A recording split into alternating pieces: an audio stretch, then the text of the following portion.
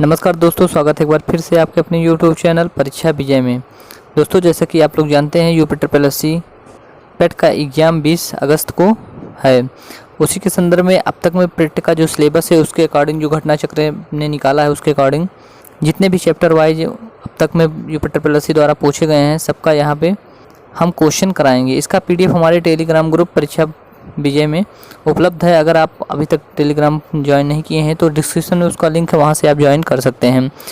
इसके पहले हम 2 वीडियो अपलोड कर चुके हैं जिसका डिस्क्रिप्शन में लिंक दे दिए हैं। अब तक नहीं देखें तो जाकर वहां से देख लीजिएगा। आज हम बात करने वाले हैं जैन धर्म, जो कि महावीर की जीवन और शिक्षा से संबंधित है, क्योंकि जैन धर्म और बौद्ध धर्म जो है वह UPSSC पेट के सिलेबस में है। तो अब तक में जितने भी जैन धर्म से पूछे गए क्वेश्चन हैं यहाँ पे आप देखते हैं। तो पहला क्वेश्चन है, पहले जैन तीर्थकर कौन थे? तो आपको जैसे कि पता था पहले जैन तीर्थकर कौन थे, तो ऑप्शन बी आपका सही उत्तर हो जाएगा, ऋषभदेव। और महावीर कौन से थे? तो 24वां तीर्थकर। महावीर कौन थे? 24वां तीर्थकर थे। जबकि अगर पूछे जैन धर्म के प्रथम तीर्थकर कौन थे तो वह ऋषभदेव थे। नेक्स्ट क्वेश्चन देखते हैं, जैन तीर्थकर में से सबसे अंतिम तीर्थकर कौन थे? अब जैसे कि अभी ऊपर हमने आपको बताया है कि 24वें जैन तीर्थक कौन थे, तो महावीर यही अंतिम जैन तीर्थक थे। तो ऑप्शन आपका सही आंसर हो जाएगा महावीर। आप देख सकते हैं यह UPSSC UDA और LDA भर्ती 2015 का क्वेश्चन है। नेक्स्ट क्वेश्चन देखते हैं, जैन धर्म में 3 रत्न जिसे त्रिरत्न बोलते हैं और उन्हें निर्वाण का मार्ग कहा जाता है, वे क्या थे? तो आपको यहाँ पे बताना है 3 रत्न क्या थे। तो ऑप्शन आपका डी आंसर सही हो जाएगा। सही विश्वास, सही ज्ञान और सही आचरण जो थे वह जैन धर्म के 3 रत्न थे। नेक्स्ट क्वेश्चन देखते हैं, मनुष्य जीवन का सर्वोत्तम ध्येय है कैवल्य, जिसका अर्थ है, यहाँ पे पूछ रहा है कैवल्य का अर्थ क्या होता है? तो ऑप्शन ए आपका सही उत्तर हो जाएगा, इच्छाओं पर विजय प्राप्त करना ही कैवल्य कहलाता है। देखिए हम इसके बाद हम देखेंगे मौर्य वंश, जो कि सम्राट अशोक का उसमें दिया है सिलेबस में। तो सम्राट अशोक के द्वारा जितने भी अभी तक क्वेश्चन पूछे गए हैं UPSSC में उसका यहाँ पे हम लेके आए हैं। तो आप देख सकते हैं जैन धर्म समाप्त हो गया। जैन धर्म में 4 ही क्वेश्चन अब तक में UPSSC द्वारा पूछा गया है। तो पहला क्वेश्चन इसमें देखते हैं, मौर्य वंश में मेगास्थनीज जिन्होंने भारत के बारे में एक प्रसिद्ध ग्रंथ इंडिका लिखी है वह मूल रूप से किस देश के थे? मेगास्थनीज जैसे कि आपको पता है चंद्रगुप्त मौर्य के दरबार में आए थे और उन्होंने एक ग्रंथ लिखी थी जिसका नाम इंडिका है। वह किस देश के थे? अर्थात मेगास्थनीज किस देश के थे? तो ऑप्शन बी आपका सही आंसर हो जाएगा, ग्रीक। मेगास्थनीज कहाँ के थे? ग्रीक के थे। यहाँ पे यूनान अगर रहता ऑप्शन में तो इसे यूनान भी कहते थे। किसे कहते थे? यूनान भी कहते। तो ग्रीस को क्या कहते थे? यूनान भी कहते हैं। दोनों में से कोई भी ऑप्शन हो जाएगा, तो आप कंफ्यूज नहीं होना है। नेक्स्ट क्वेश्चन देखते हैं, विशाख दत्त द्वारा लिखित मुद्रा राक्षस कौन सी भाषा में लिखी गई है? तो आपको ही पता होगा कि मुद्रा राक्षस किसके द्वारा लिखी गई है? विशाख दत्त के द्वारा लिखी गई है। किस भाषा में लिखी गई है? तो संस्कृत भाषा में लिखी गई है। यह UPSSC राजस्व निरीक्षक परीक्षा 2016 में पूछा गया क्वेश्चन है। इसके बाद नेक्स्ट क्वेश्चन है, सम्राट अशोक का कौन सा शिलालेख कलिंग पर उनकी विजय का उल्लेख करता है? तो कलिंग जैसे कि आपको पता है शिलालेख उनके 14 शिलालेख हैं, जिसमें से कलिंग जो विजय है वह 13वें अभिलेख में लिखा गया है। अगर हम कलिंग विजय की बात करें तो 261 ईसा पूर्व में कलिंग विजय उन्होंने किया था।